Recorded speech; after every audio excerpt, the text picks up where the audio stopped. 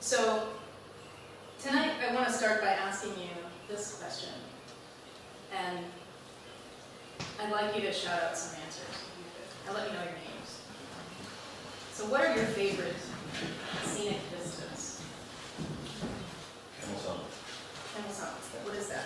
It's a mountain that you see from many, many places in Vermont. And where is it?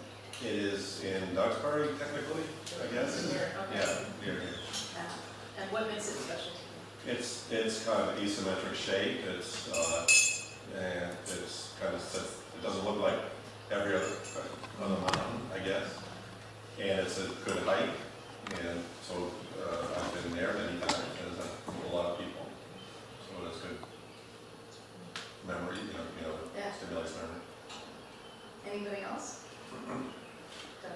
I'm Dottie Kyle, and I live in a pine forest, so I don't have the vistas that many people have if they cut a viewscape through their woods. My favorite vista is my chicken yard. And that's the truth. They are funny little people.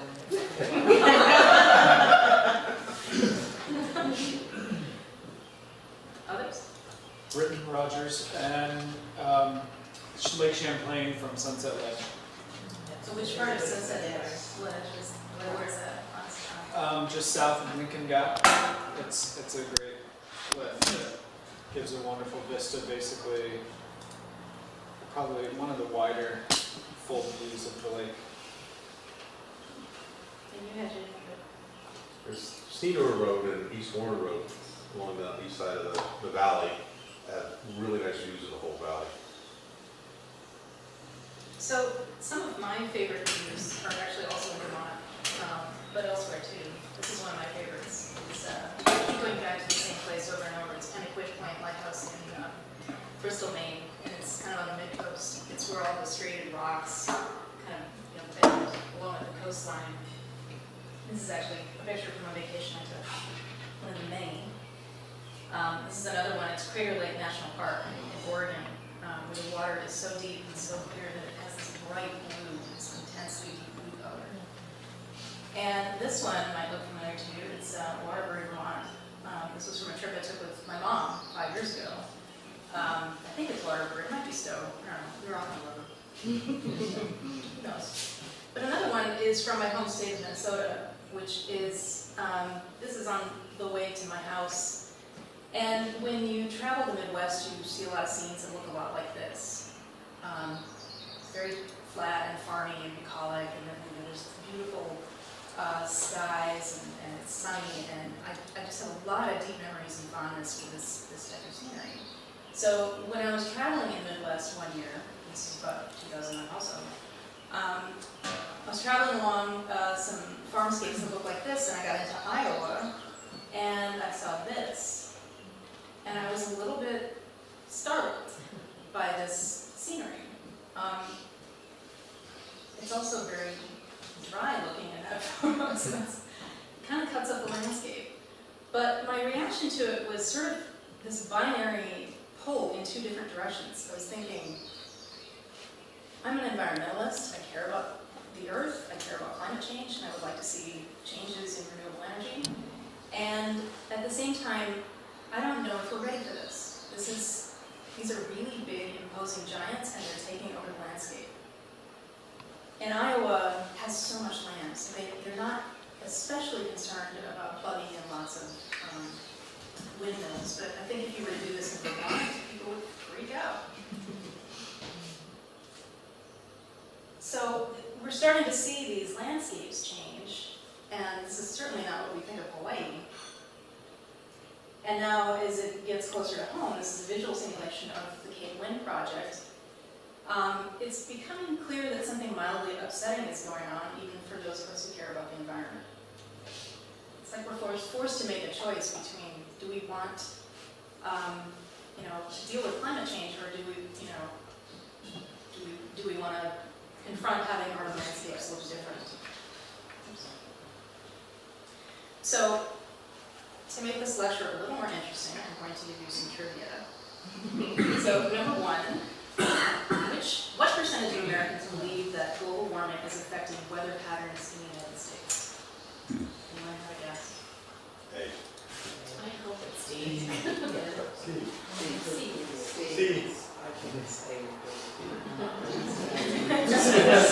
a lot of Are A. they Democrats or Across the board. Just again, climate change. So the answer turns out to be B. Oh, good. Yeah, surprisingly, the majority of Americans are seriously concerned about the effects of climate change. This is one of my favorite parts. Global weirding. Global weirding, yes. I actually had a Vermont friend tell me about the concept of global weirding. It's like global warming doesn't quite cut it. It's global weirding. You've experienced it here in Vermont. Plenty. Second trivia question. How much did the top 11 extreme weather events cost the U.S. in 2012?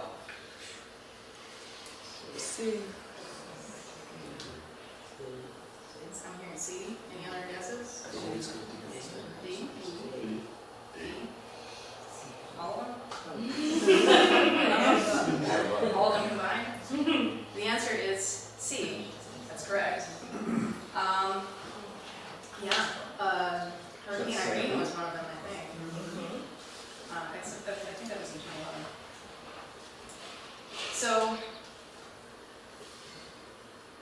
the conflict is happening that Americans think that we should do something about climate change, but at the same time, Americans are struggling with the changing visual landscape.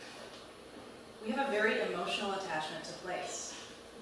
We look at place as that's the town where I grew up, or that's where I'm out hiking, or that's where my chickens live, or my wife and I got married on this beach, or my parents' ashes are spread on this mountain.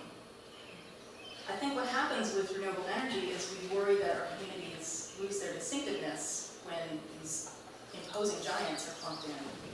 And I have to warn you that my thesis was about wind turbines, but I have a lot more information about other renewable energy sources. I think that's like the general concern. So what seems to be happening is there is an ambiguous positive association with sustainability. We have no trouble supporting efforts to fight climate change when it's in the abstract. But what happens is we have an unambiguous negative reaction, some of us, to changing visual landscapes. And the opposition has a strong cause that they can get behind, and that slows down progress. And the opposition has deep pockets. This is Bill Conk. He lives on Oyster Island, which is off the coast of Martha's Vineyard. And does anybody know how much money Cape Wind has spent to date just trying to get to the point where they can have enough permits and fight the lawsuits and like starting the process of creating anyone? Would you guess that it's more than $1 million? Hundreds of millions? The answer is it's about 70 million to date, but that is without actually having built anything yet. So they're hemorrhaging cash, and it's been 13 years since they started this process. So, not efficient. So, apologies in advance. Some of these things I'm going to have to read straight from my slide, but it's too important for me to not get it right. So, I'm going to read this slide. It says, this tension is not necessarily an indication of NIMBYism. It's a more complex matter that requires tact and community building strategies that overcome situations where those in positions of power make decisions without involving those decisions people are affected by. And the trap that wind developers and other renewable energy people run into is that when a small minority of opponents grab hold of the issue and control the message, so to speak, that leaves a number of more moderate or even supportive stakeholders without much of an organizing principle to rally behind. So basically, research has shown that if people feel that fair and just processes have led to an outcome, they are more likely to support that outcome, whatever it may be. In cases where engagement was felt to be lacking or ineffective and the process unfair, this can lead directly to opposition. Therefore, it is critical to understand the context and origins of local concerns before attempting to dictate perceived solutions to communities. Another thing that's interesting is that Martin Wolsink, who's a professor at the University of Amsterdam, he's been studying renewable energy for decades. What he's found is that people actually object to wind on the basis of aesthetics. That what oftentimes happens is a lot of arguments are created around it because it doesn't sound like aesthetics is a legitimate argument. But in fact, what people really do object to, as he says, the primary visual impact remains the primary cause of opposition.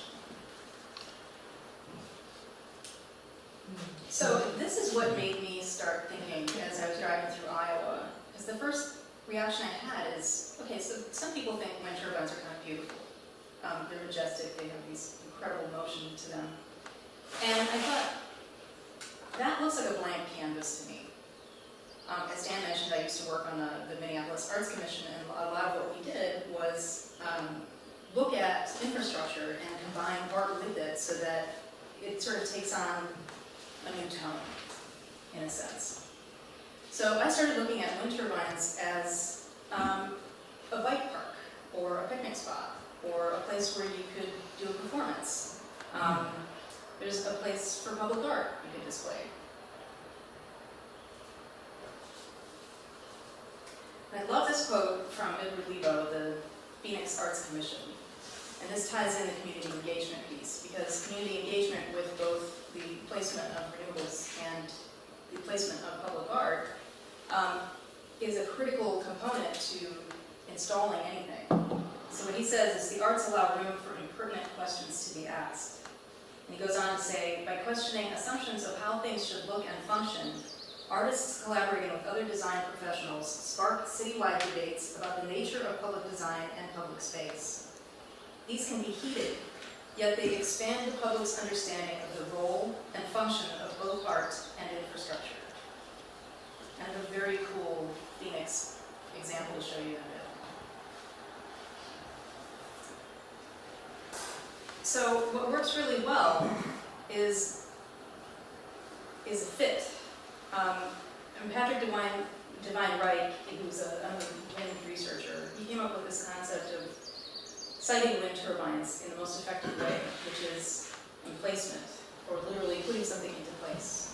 It says, ideally, developers would adopt a place-based perspective, looking outwards from a given place with its inhabitants, in order to find ways of ensuring a good fit between place and technology. So, third trivia question. In terms of economic development, how much did the arts contribute to the U.S. gross domestic product in 2011? A? C? I'm shocked it's as high as any of those. Wait, why is the really Doesn't have to be all. Just for us, people. I think B. You're going with B. And the answer is B. Yeah, 2%. 500. It's pretty amazing. This is a specific example of public art that demonstrates really high return on investment. This is the Wilshire, Vermont public, which happens to be Wilshire, Vermont station. It's a piece of public art that was built for $75,000. These two murals were built in a kind of a part of town, next to the station and then these apartment buildings. And that was less than 0.1% of the total budget, and now it is this happening place. It has created, it's like a spot where everyone goes to get their picture taken, basically. So it has a distinct sense of place in this neighborhood. So, fourth trivia question. For the $4 billion in public funding invested in the arts in 2011, what was the return on the investment that year? Any guesses? C. C? C? Anyone? D. It is D.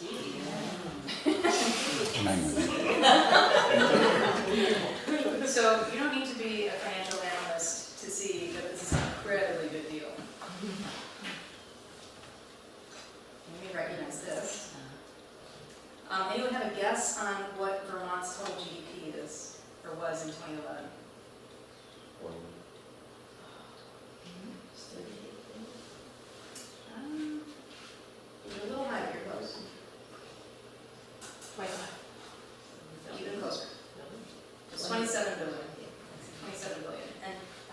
tourism account for?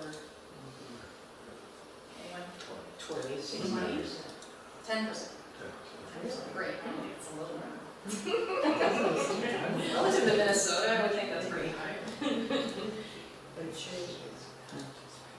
So before I move on, because I've got a lot of slides on creative problem solving, which I find really fun and exciting, I'm just going to give you a quick definition that I've come up with for what public art is, because I think it's a pretty great solution for some of the problems that we're talking about.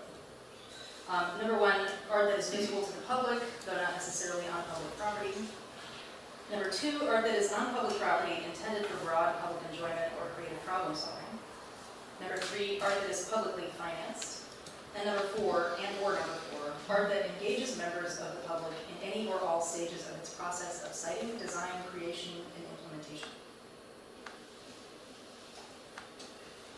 So, I have not seen one of these in Vermont yet, but I'm assuming you have an electrical substation somewhere. Yes, two. Two in the entire state?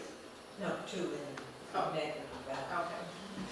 I think everyone might agree that this is not the most attractive piece of public infrastructure. So in the 70s, Seattle hired 3 artists to work with some architects to work with Seattle City Light. And they came up with something that is a bit like this. Now, this is maybe not the most attractive example of public art, but it is one of the earliest examples, and I really love it because it gave birth to a lot of concepts that have been embedded in public art processes today. So in terms of, it was a collaborative effort. Weirdly, these three artists didn't know each other at the time. And I couldn't find Sherry Markowitz at all. I've been in touch with Buster and Andrew. But what they did was they created a park. And this is a distant view of this park. Up close, it uses these whirligigs, which was their sort of subtle statement of saying, we're interested in renewables, even though it was 1978. But what they did was they found these whirligigs from a local folk artist named Emil Gerke. Emil Gerke had this whirligig farm outside of his house, and it's like, these are exactly the colors that he had. They just went to his farm and bought a whole bunch of these whirligigs, and they put them in this little cage area in this section up here. And so you can go right up to this little cage and sit and look at this whirligig farm. And then they took that color scheme and they repeated it throughout the substation. And they added some interesting signage. And it's now it's a place that people picnic by. You know, instead of staying away from it because it looks scary and dangerous, it's something that they can actually go sit down and have a picnic next to, and it's right in the neighborhood. I actually had a chance to visit it last summer when I was in Seattle. And it's just this unique, funky, Seattle-y kind of place. And then last week, I happened to be in Minnesota, and I noticed they had this solution for one of their electrical substations along Hiawatha Avenue. And it's a much simpler concept, but it also is, it's like there's some design in that.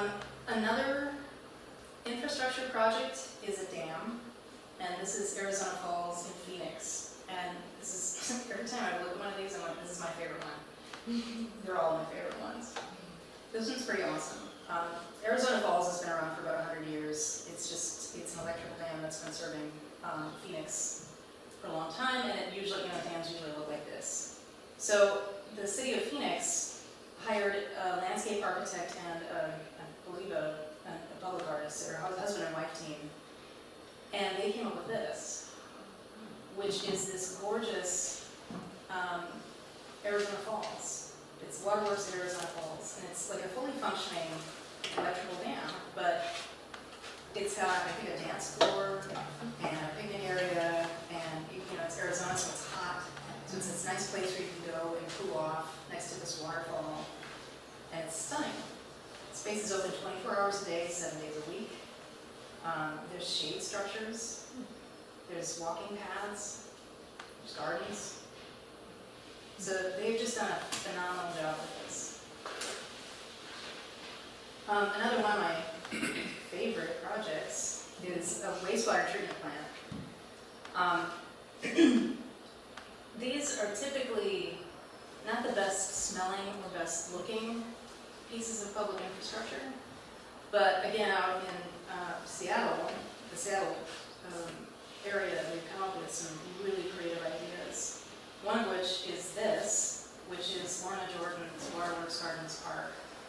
And I also had a chance to visit this spot, and it's phenomenal. Basically, the whole structure hides the fact that there's wastewater treatment going on underneath. It's this beautiful walking path, and then these turn into these gardens, like mosaic outdoor gardens. What I don't have is a picture of some of the artwork that's next to the buildings, the administrative buildings, but there's like all kinds of water-based moving artwork that has a holding system, and it's very cool. Here's another shot of that. So you and your kids can just walk right up and enjoy the wastewater treatment plant. So there's another one that is right next door in Brightwater. It's in Woodville, Washington. And that is their architect award-winning designed visitor center. They actually are making it available for weddings. Inside there are displays that artists have made for kids, and it's like educational displays. This is a This is a nighttime view of Buster Simpson's water molecule.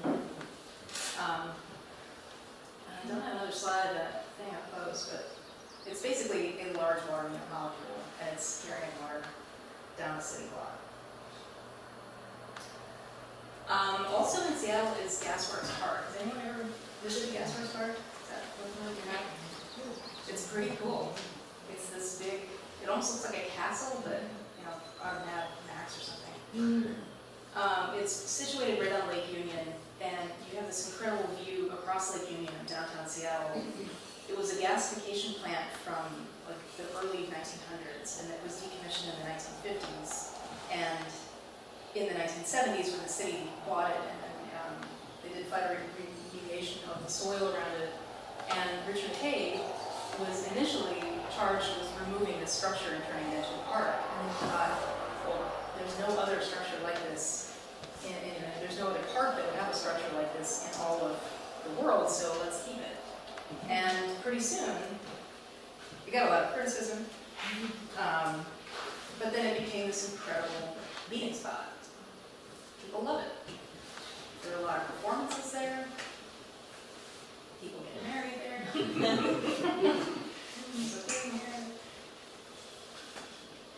So I just have a couple more examples.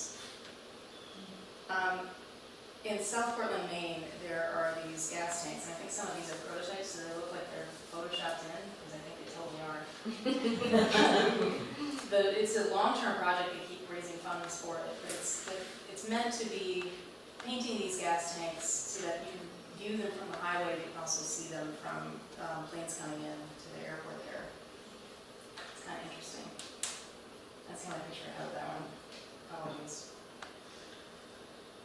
And not everything is an infrastructure project. This is actually an interesting project that I ran across in my research in Minnesota.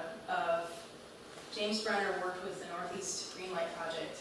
It's the Haugh Neighborhood Association and it's a high school up in Northeast Minneapolis. Effectively, they got a number of households to sign up for efforts to be more energy efficient.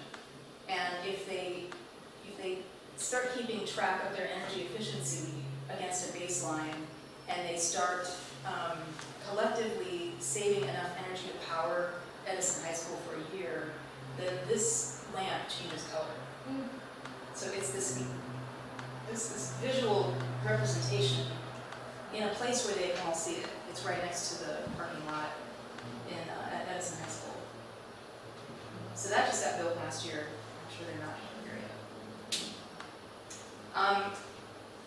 In Maine, I have read about the ride to land snowmobile and code ride. That's kind of a cool concept. I think this was before visits to wind turbines became more common, but effectively the people in, I think it's first one that sponsors this.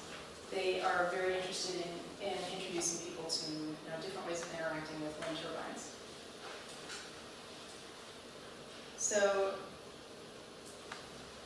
I don't know a ton about this one. These are actually just little lights that absorb sunlight, and then they move around. This was a highway mitigation project. It was this tiny town that is next to a highway that was being rebuilt, and the feeling was, you need to give the town a number of amenities to accommodate for that. So that's what Vicky Scurry came up with. This is the San Francisco Public Utilities Commission building, and what you're not seeing is the 4 wind turbines that it's like a, I don't know what it's called, they're like little whirligigs, but they effectively shimmer on the front of this building. And, admittedly, the turbines are really low kilowatts, so they're not really generating a whole lot of energy for the building, but they are representative of this is what San Francisco wants to be moving toward. And then we have the last example, which is another one that isn't really gathering a lot of solar, but it is a cool example of a piece of public art that literally catches sun and it lights up the neighborhood at night.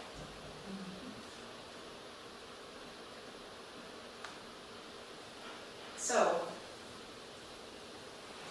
I love this quote from Keith Gady of the Environmental Fund. It says, effective environmental policy needs to recognize and prioritize the local and regional needs of communities.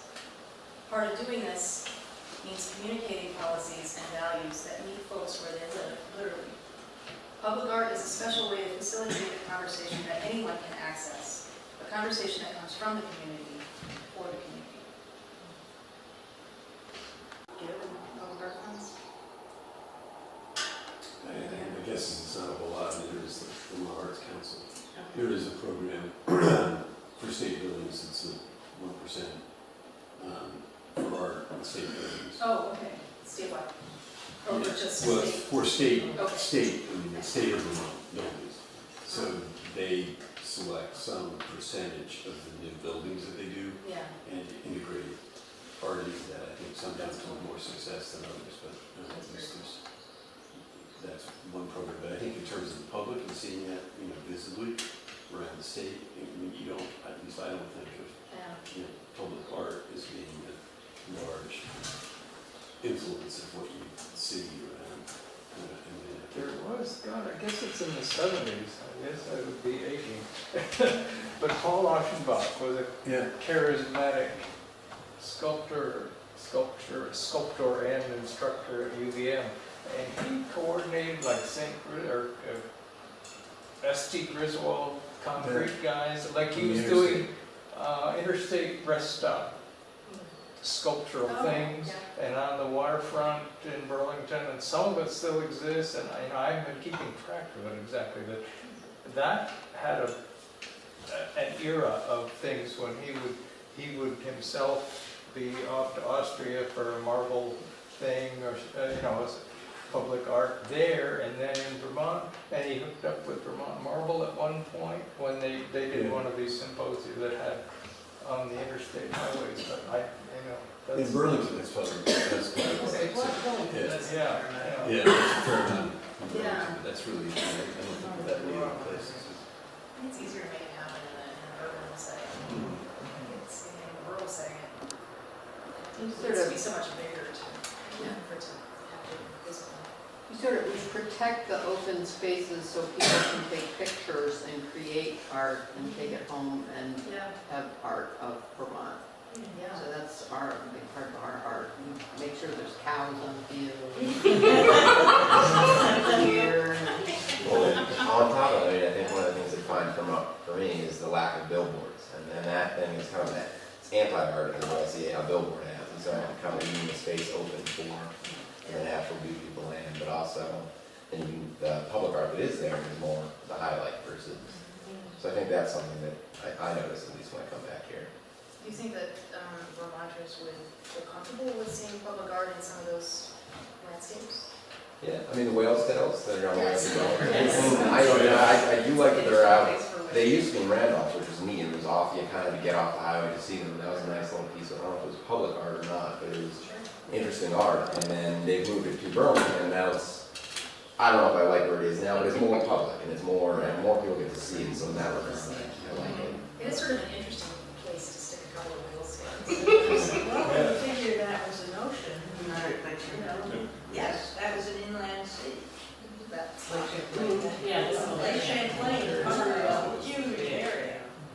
So I have a question. yeah. I was under the impression that some of your work is about making communities or having communities engage in the conversation about citing wind particularly or other renewable projects that might not be perceived of as attractive. And that's what you go into a community That would be ideal. and do. Right.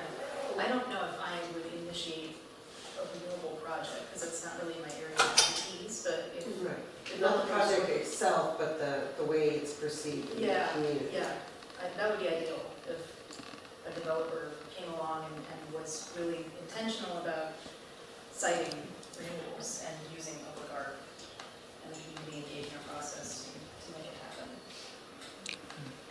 So maybe you need to be connecting, maybe you need to be connecting with the developers themselves Yes, who are trying to spur on these projects. Like we had people come to the Nader River Valley and they were sniffing out, spots along the Northfield Ridge behind us here. And, maybe if they had, marched you out first, or at least engaged you in that process from the beginning, that we, instead of the vociferous opposition that did come out very quickly and said, no, we don't want to scar this ridge line.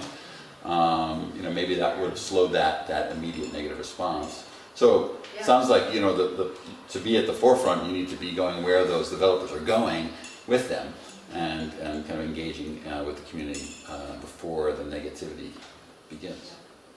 And perhaps a visual, how many people have you heard that think that what's right out here in the front yard of Yestermorrow is ugly? I personally think it's lovely, but, Solar It's right. what might be done with that would, change some? I need to learn a whole lot more about solar to find out how you can tinker with that. The other element of this is that I'm not a visual artist, I'm actually a classical musician. So my background isn't exactly in creating visual art, but what I do know is that there are a lot of artists, visual artists, who are very good at this very question. So it's an interesting idea. You think about, as someone who also is a musician, and I'm guessing there are other people here who play instruments, are saying the acoustics that might provide an interesting performance space around solar panels, right? That's true. When you go into a performance space, often the contours of the walls are designed in such a way that it's maximizing the sound experience for the listener. It seems like that would be an interesting thing to explore with solar panels too. That's awesome. We should look at it.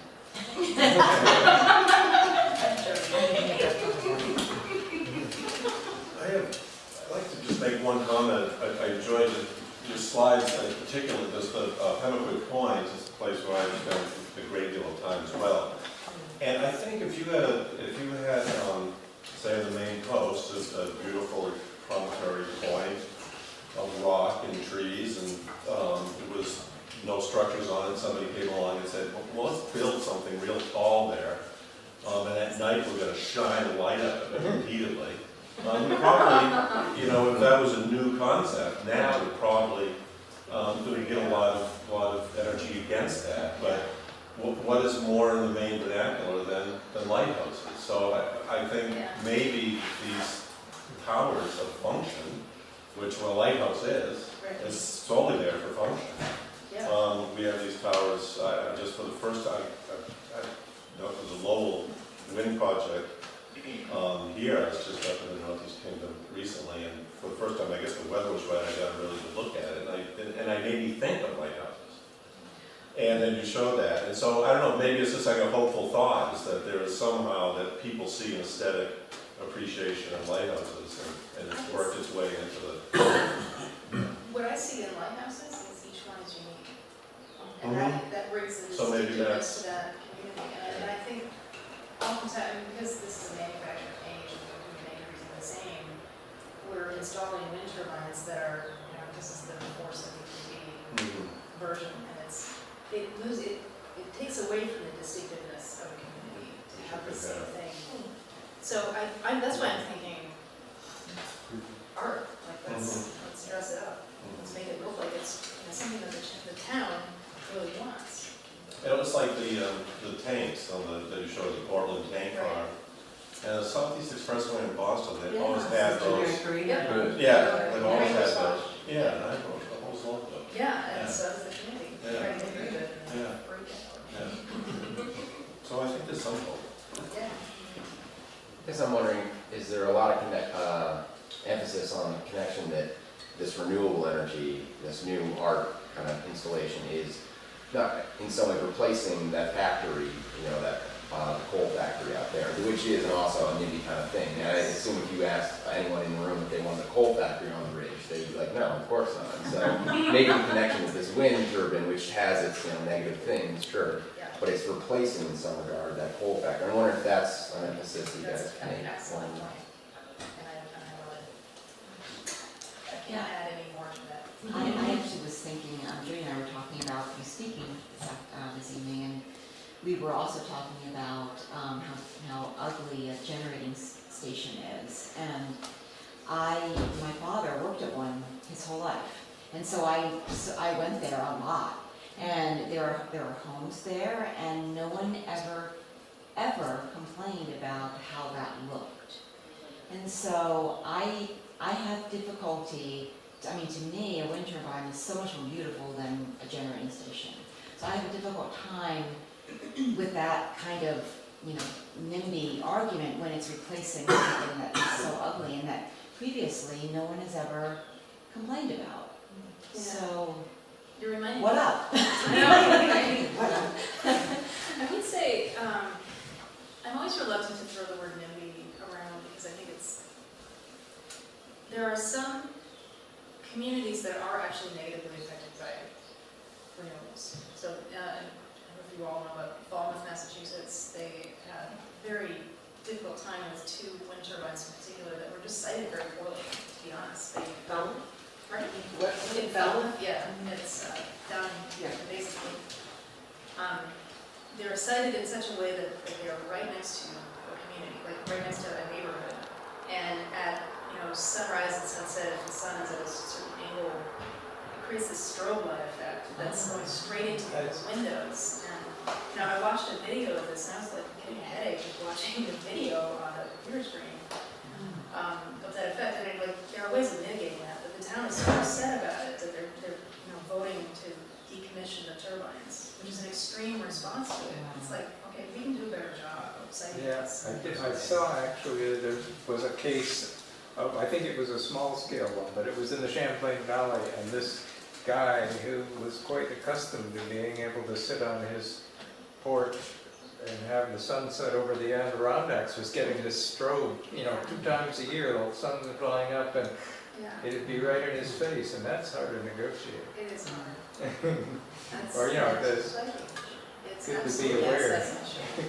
And luckily, I know the state of Massachusetts is getting better at, guidelines for citing wind turbines, so they don't have that problem anymore. But what that means is that there are fewer and fewer places to put turbines that will actually work.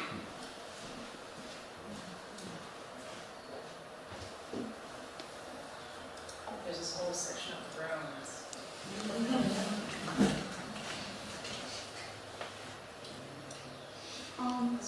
I could make, I'm just thinking of a general kind of thing, of idea, and that is that right now, not only our culture, but the whole world is experiencing this huge shift, and the technology is changing very, very quickly, and I think it's human nature to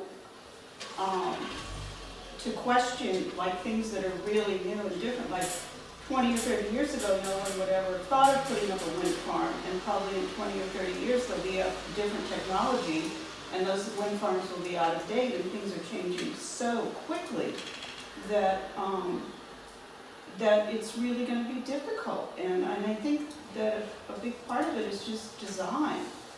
Yeah. You know, it's like, how is it designed and thought about? And sometimes these things just happen so fast because we need them, that the design and, you know, nobody has had a chance to try it and change it and try it and change it like people used to throughout history. Everything was slower.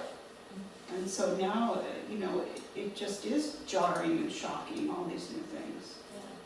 And there isn't, you know, there isn't precedent, so nobody knows until it's done, you know. Yeah, you're right. I think that ties in with another comment somebody made about coal factories. Those have been around for years and years, and you just get used to it. Right, yeah. Like if you go out west and you see these small windmills, I mean, they're lovely, and they're considered like architectural treasures now, Yeah. because we don't make them anymore.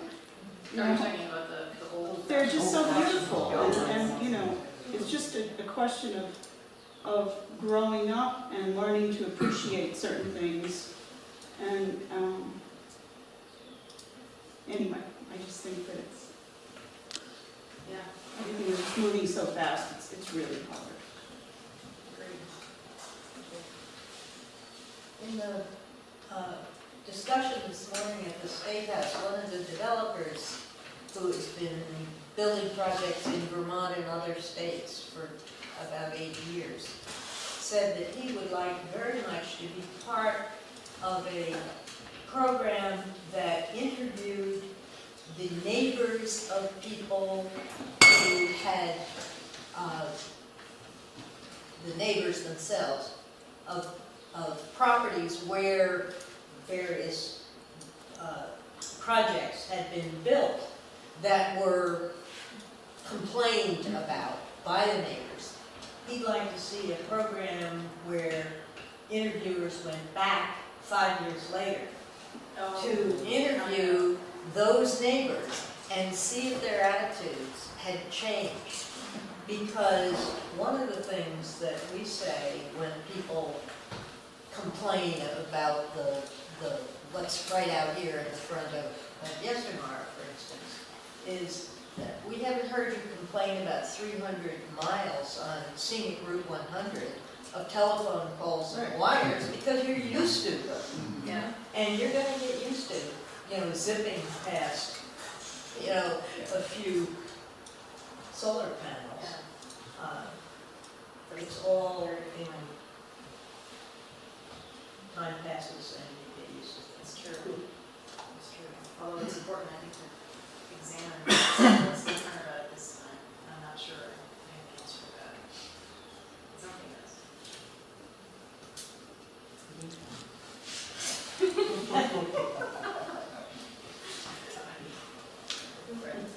I think in Vermont, they've done surveys of what percentage of people are specifically in favor of wind turbines on ridges, and it's like 60, it's more than 60% at the state level. I think that's a positive. But there hasn't really been, I think, the dialogue to really figure that out, because it really isn't, I mean, it is a NIMBY phenomenon where it then shows up in a specific area, the people in that area, and it's actually typically a vocal minority. Exactly.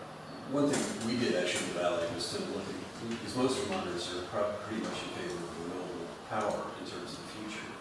But what I notice is that there's, you know, people who say, well, it shouldn't be wind, but it should be solar. But then you start doing solar, and people in this valley in particular have complained about the solar along Route 1. So it's like, okay, well, then we should put the solar back, you know, somewhere that's hidden. Well, that's not near any power line, so you can't, you know, it costs twice as much money. Or it ought to be, you know, off the shore, like 25 miles off the shore in deep water. Yeah, and one thing we did actually was look at this valley and say, what's the total energy consumption of the valley currently? if you cut that back by half or 3/4, what would the energy need? And then if you did it all with wood, for instance, it would actually take up more than the whole valley to power the valley with wood, with biomass. Wind turbines would be about 17 wind turbines that would be large turbines. Or you could have 7 square miles of PV, solar collectors. And that's in a valley where, where we have a fair amount of resources compared to population. We do happen to have a couple of ski areas which do consume some energy, but I think that's where some people have a somewhat naive perspective. Most people also would agree that we don't want fossil fuels, we don't want the carbon and global weirding. But I don't think many people are putting together what actually is a future that is conceivable out of that, rather than arguing we shouldn't have renewables. It all can be done with energy conservation, or saying use a different renewable. But we actually start to sit down at the table and figure out, okay, we're going to do renewables. What does that really mean? And what is a mix, or what is it that would actually do that? And for me, that's the part of the dialogue that's missing. It's not just, it isn't totally just an aesthetic choice. That's right. I mean, aesthetics are important, and I think siting of renewables is incredibly important. But, if everybody's got their own precious landscape and vista, I mean, there's not, renewables, we're fooling ourselves that renewables are actually going to power Vermont or anywhere else. But the dialogue, I think, hasn't really happened at a large enough scale where people are really looking at it like, what are the serious options, and we actually need to make choices. It's not just, what I'd love, but all of us would love to get a ton of energy and not see where it came from. But Well, and I wouldn't say that art or public art is the silver bullet for that, but I would say that that is one way of hooking people into engaging in that conversation. Whereas, because I think you're absolutely right, I think what is not present in that dialogue is going through that process of like, so what's the math? What does the math look like here? What can we actually do? But if you say, like, let's talk about something that you might find aesthetically pleasing, that doesn't require a lot of education, I would say, for that level of conversation. So that it's one way of engaging people and to sit down at the table and then you have their attention and then you talk about this. I guess people don't really respond with the math. As much as it might mean something. What do I ask for? A window with a feather on it is much more. Those were beautiful. Go down. Were those painted? I'm sure it was a graphic design.